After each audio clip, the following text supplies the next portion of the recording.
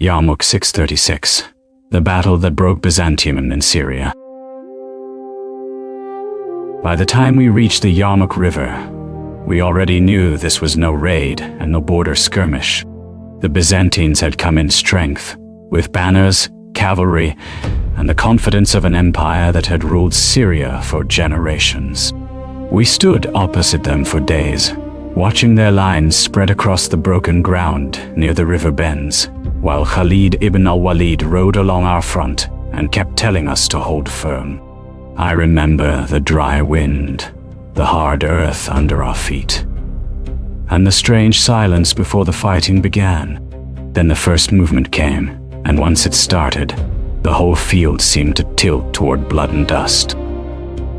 I was with the Muslim army in Syria when the word spread that the Byzantines were gathering for a great counterattack. We had already taken much of the Levant in the years after the rise of Islam, but this land was still contested.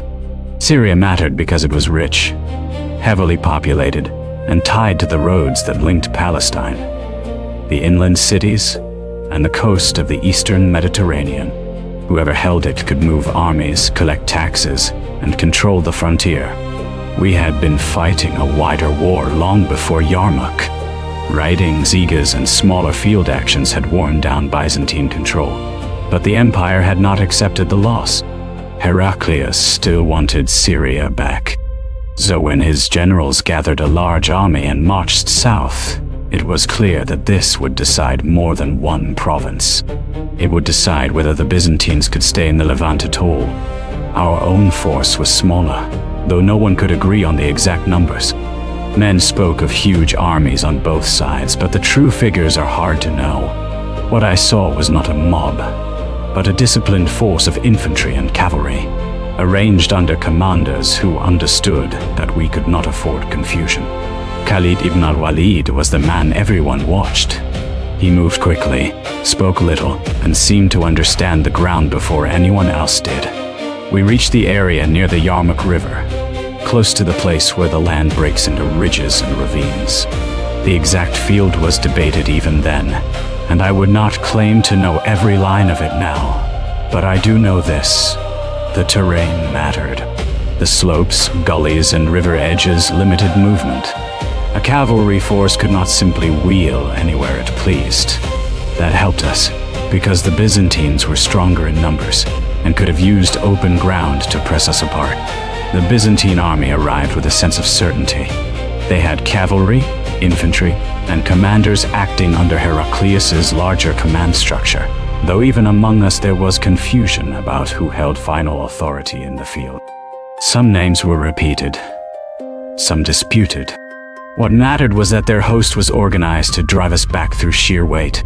They wanted to pin us near the river and break our lines before we could withdraw or reinforce.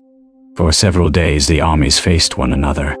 The first days were full of probing attacks, mounted clashes, and hard pressure on our front.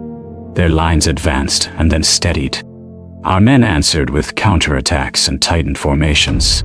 Dust rose from the horses' hooves and drifted across the front so thick that faces disappeared into it. We could hear horns, shouted orders, the ring of iron, and the dull thud of men hitting the ground. Each day felt like an effort to test the other side's nerve. We used the terrain carefully, keeping our cavalry ready to move where the ground would let them. Khalid sent riders where gaps appeared. He watched for any sign that the Byzantine line had stretched too far or become tired.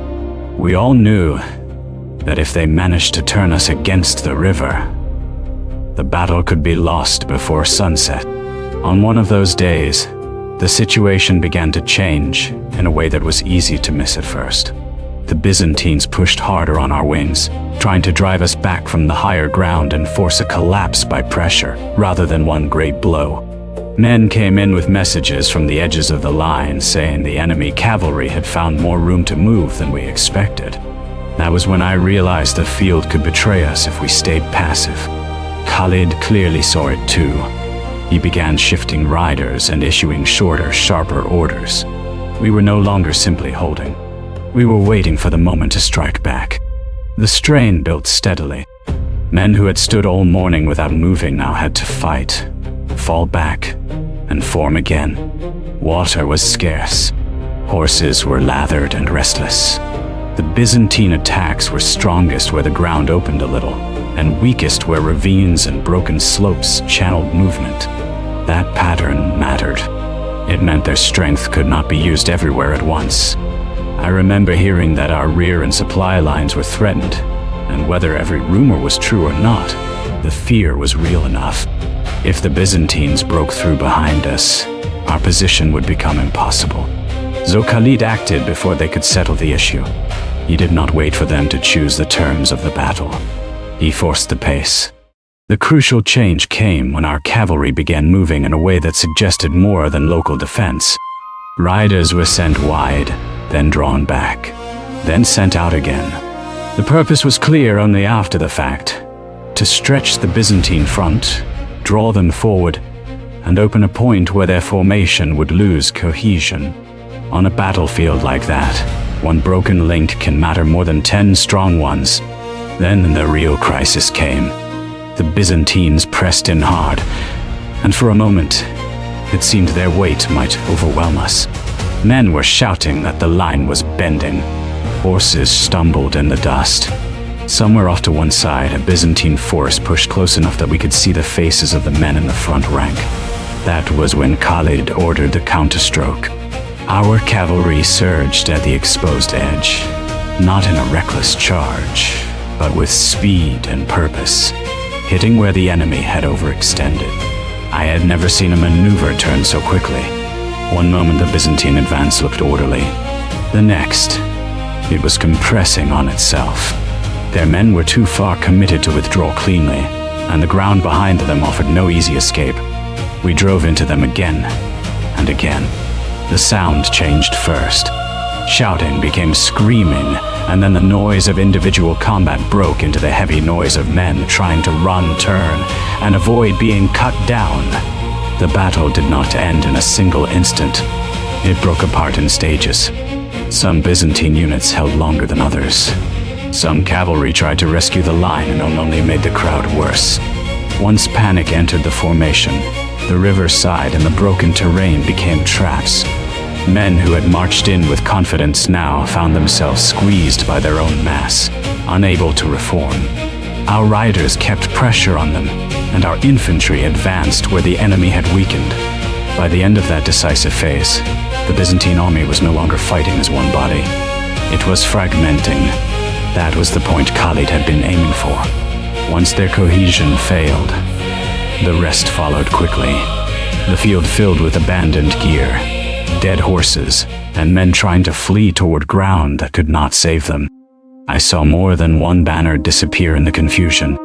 When that happened, you could feel the battle turning, even before anyone said it aloud. After that, the pursuit was relentless.